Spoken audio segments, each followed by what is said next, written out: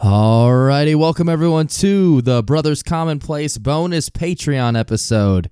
And before we get into this pretty awesome, pretty fucking hashtag Wildman case, I want y'all to meet some of my best boys. Hey, what's up everyone? This is Spence, and I want everyone to know that I'm starting my petition to get them to build a bridge from Alaska to Russia so that I can do my scooter across the world challenge. Oh, yeah. Oh, fuck yes. If we get this to go through, I'm going to legally change my name to Vladimir Scootin. Oh, yeah. Hell yes. And it shall be done. You know the 2 in the pink, 1 in the stink thing, guys? Yeah. Well, now it's 2 in the tooth, 1 in the boof, if you catch my drift. What's the boof? Isn't boofing when you put something in your ass? I don't know. Yeah, I learned that when they were confirming that guy for the Supreme Court. Yeah. You gotta learn from the best. Alrighty. And it's your boy Kev, a.k.a. the Dirty Dog, a.k.a. Short Bald Bagel Shop Guy. We just been talking about him. Dude, you know the funny thing about Bagel Shop Guy? He looks just like my one distribution superintendent who just retired. And I'm going to our 4th of July party tomorrow, and I'm probably showing everyone that video of him. Oh, fuck yes. He looks just like him. He looks so Italian. It's fucking funny. So today, we're going to talk about a case, a very interesting one. And just to give you a little demo of what this case is going to be about exactly, here's a little math problem. This case equals hashtag Wildman plus airplane. So that's a little math problem to let you know what this case It's about Mucklow. is going to be about. The return of Mucklow. Close. So yes, today we are in fact talking about the Russian Aeroflot flight 6502. And our sources for this case is going to be avgeekery.com and viewfromthewing.com. Ooh. Yes. This is a pretty exciting one, guys. So before we get any further, though, there are 2 rules to live life by. 1, never trust a tooth. Yes. That is 1. And 2, never push or dare a hashtag Wildman to do anything because they will do it. Without question. All right, I think the interest of all of our Patreon listeners has peaked.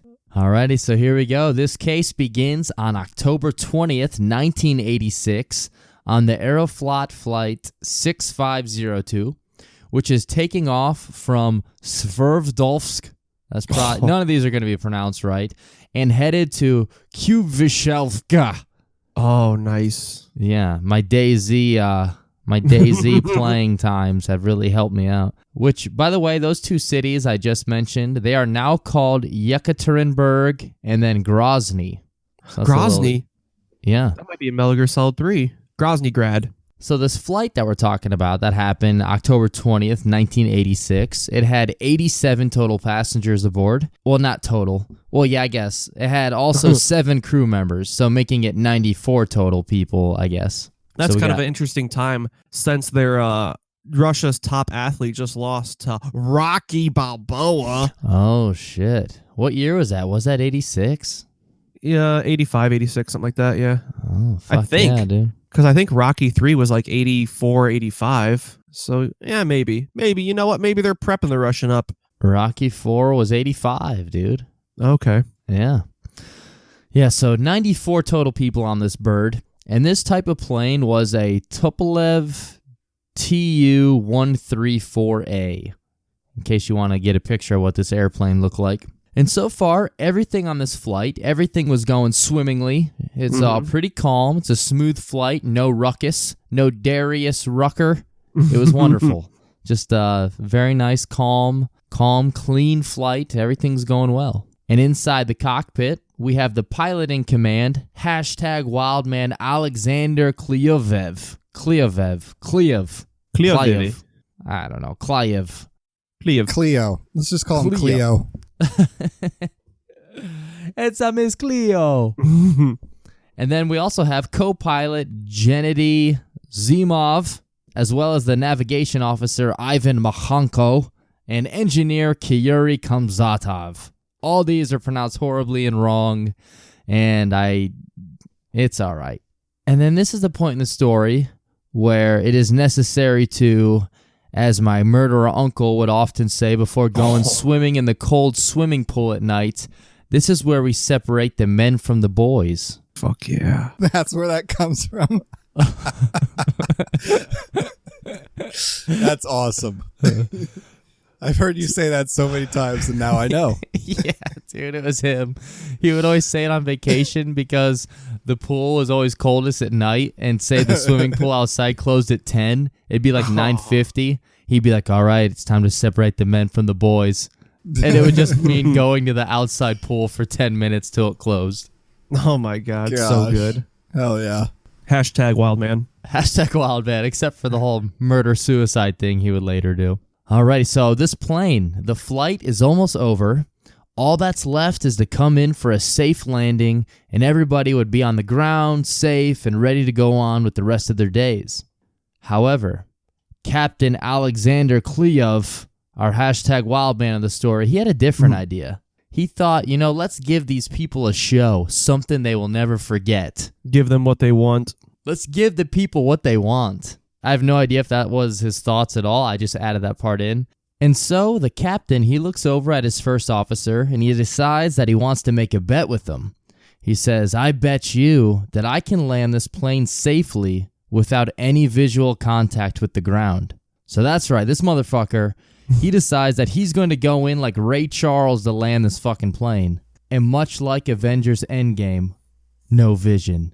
I was saying, I thought that was gonna be so wholesome. Like, I'm gonna land this plane safely, and I was like, all right, nice. I think that's what every pilot goes through. And then you're like a fucking wild man. He just looks over at the co-pilot. He's like, I'm gonna make a bet that I can land this plane without any fucking vision. So the landing, it is set to happen at 3:48 p.m. and we come to 3:46 p.m. at approximately 1,300 feet in the air.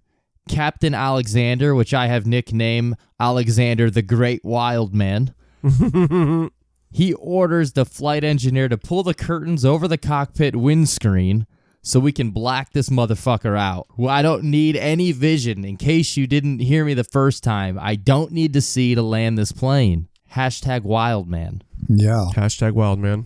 He said, I can do this with the instruments alone. I need no sight, no vision. I got this. Darkness imprisoning me. Darkness imprisoning me. All that I see, the outline of my co-pilot. Wait, is that the one where it's like, lost my sight, lost my will to live? Yeah, dude, that's a fucking sad song. One. Yeah, once you realize what it's about. Yeah, that's, yeah. It's based on a short story. I forget the name of it, though.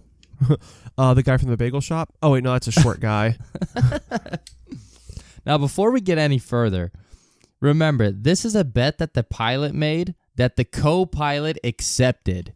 The co-pilot literally was like, there's no way you can fucking land this plane without vision. He made hashtag wild men. Hashtag wild men. He accepted that bet, okay? So they legit fucking block out the windows of the of the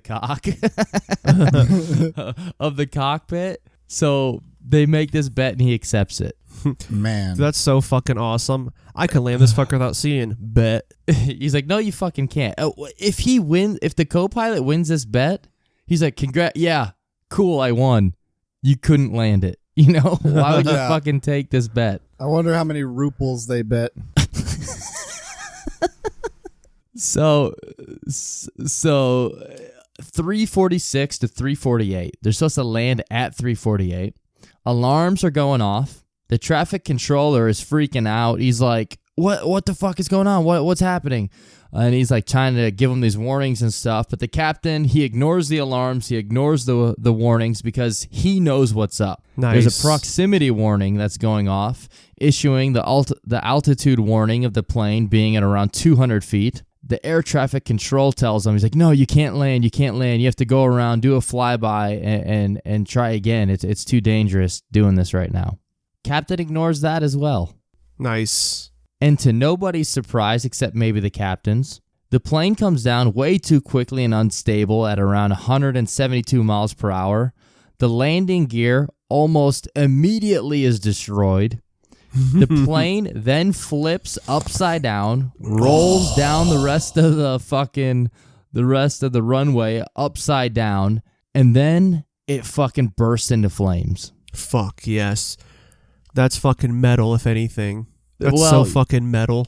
You're going to feel bad saying that in a minute. Oh, good news. Good news. I don't know. It was Russia in the 80s, so maybe it was made of wood.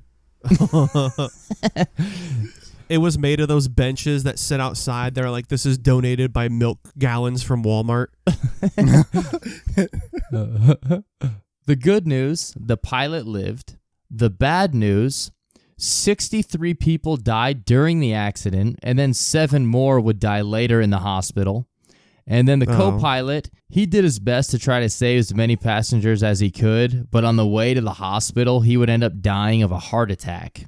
Whoa. No. But at least he won the bet. He did win the bet, yes. And he got to celebrate for about 30 seconds. While having a heart attack. Since he wins the bet, that means he wins the girl. Svetlana is his. Oh. Ooh. And Captain Alexander the Great, #Wildman, he would end up getting a 15-year sentence in prison. That's it. However, it would get shortened to 6 years. Fuck yeah. #Wildman. He Fuck fucking yeah. killed 70 people. Now, here's a quote from avgeekery.com. It is the closing paragraph of it, but I think it's pretty good, so I'm just going to read that. Soviet officials discovered at the trial that Klyayev, whatever that is, tried to make the blind landing to test his ability as a pilot and win a bet. He appeared cool and composed during the trial, even though the Soviet media blamed the tragic crash on his overblown sense of self-assurance. A report issued at the time found that the captain broke every rule on his blind landing. The chain of events that led to the crash could have been broken, but no one spoke up, leading to the tragic deaths of so many innocent lives. No one fucking spoke up.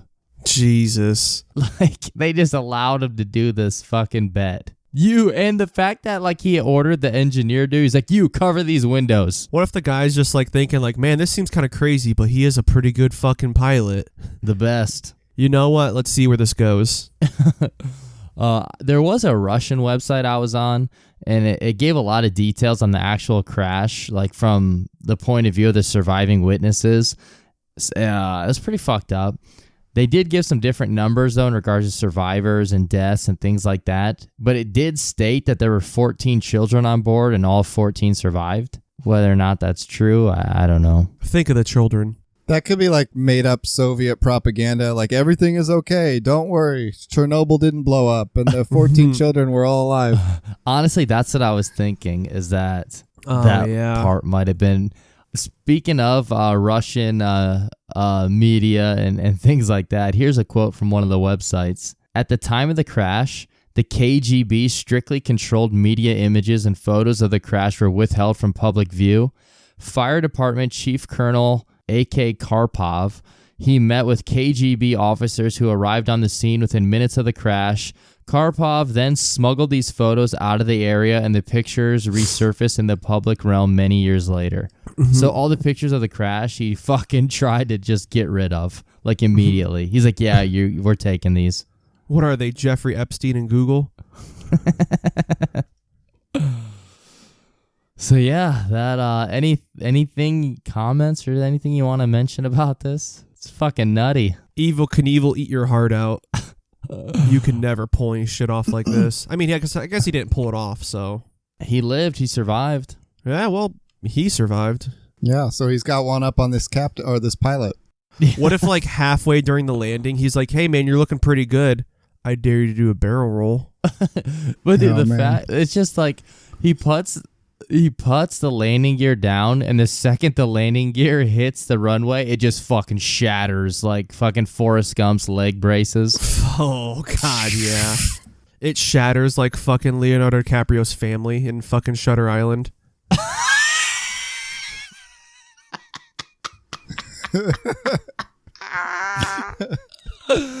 Fuck. I mean, I know we made a lot of jokes. This is a super fucking tragic case. 70 people died. But it's you like, gotta laugh holy at the dark shit, stuff. this fucking pilot and co-pilot. They We really should are. try to get him on the podcast. Were they under the influence of some vodka? Probably. I hope so. A little Smirnoff? I think what also helped the plane wreck is just the pilot's, just the weight of his huge balls. Right. He didn't I account can't for believe- those. I can't believe he really was just like, hey, what do you think I can land this without looking? All right, let's see how it goes. I Man. bet you won't. I'm just picturing Robin Wright just screaming, "Fly, Cleuev, fly!" instead of run, force, run. Dude, I'm wondering like what history's craziest bets are. Like not war bets either, like shit like that. Yeah. Like Yeah, one that'd dude be like I interesting. can jump off a skyscraper no parachute. I'll Dude, bet you- Genghis Khan made some good bets. You Oh, saw yeah. you saw the Eiffel Tower guy, right? What's that? Is that the In type this- the In the squirrel suit, Oh no. where he just jumps off and they record it and he just dies. Oh my god. It's scary. It's so like he like stands on the edge to jump off and just stands there for like a minute, like debating it in his head, and he just falls like a rock. Oh my god. Wait, isn't does that he the like beginning open of up his Kick-Ass? arms for the squirrel suit, or does he just It is pretty much like Kick-Ass, Spence. Here, I'll post it in our chat box. Oh Oh. my god. What fucking year is this, dude? 1912. What year is it? Oh my god. I thought you meant like 4 years It's- ago or something. Dude, this Oh, squirrel fuck yeah. this squirrel suit Franz. thing, it just is pretty much your Batman costume too. It's like he just took a bed sheet and held it out behind him. Fuck. Yeah, hashtag wild man. Yeah. Franz hashtag wild man, dude. They could have at least put like a mattress down there. A bowl, like a swimming pool of jelly or something. Like a little kiddie pool. And they say the impact he hit was so hard that it knocked the tower of pizza sideways. Okay. Let's end it. That was a good one. Dude, it really does look like a bed sheet. This is so fucking funny. Yeah, dude. It looks like there's a taller, bigger man behind him controlling it. Well, I mean, it's not funny because he dies, but He looks like a cooler pope. Yeah. Fuck yeah, he does. Dude, Franz. it looks like they like Super Mario is trying to find a new career. He's just standing here staring, trying to decide. He is referred to as the Flying Tailor. Huh. Well, That's he didn't do much crazy. flying. What's up with those things? After on- this, they just changed his nickname to Taylor. What's Oh, with those things on top of the Eiffel Tower? Were they fucking storing lawnmowers up there?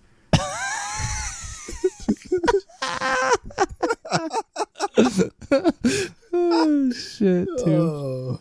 Oh, dude, I just saw the impact. What the fuck? Yeah, dude, he falls fucking... What? They don't have a stretcher. They just fucking carry him legs first.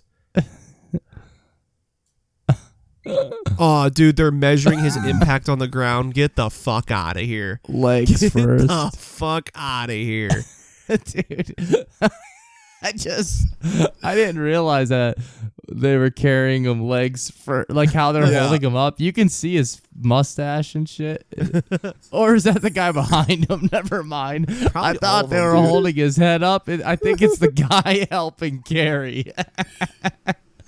When they pick him up and they're holding him, you see the guy's head in the mustache. I thought that was his head, like someone was holding his head up. What are these measuring tools they've got? It's like It's Yeah, just that'll two be, sticks. 3 axles from my stepbrother's car.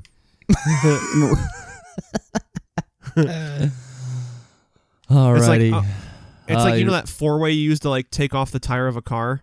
Yeah. It's like that snapped in half. You're like, fuck, we just got ourselves a measuring stick. Alrighty. Anything you want to say before we shut her down?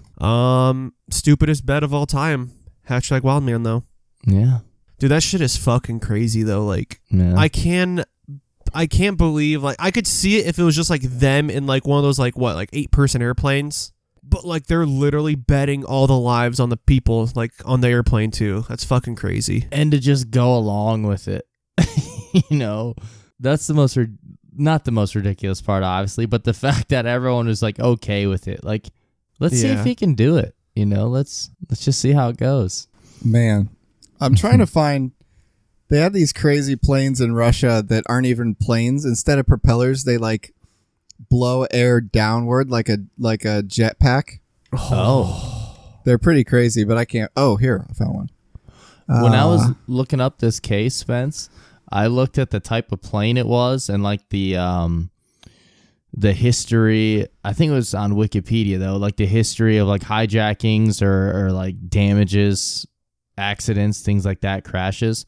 And there's one where 2 of these planes collided and like 200 people died. Man, like everyone on board, both of them died.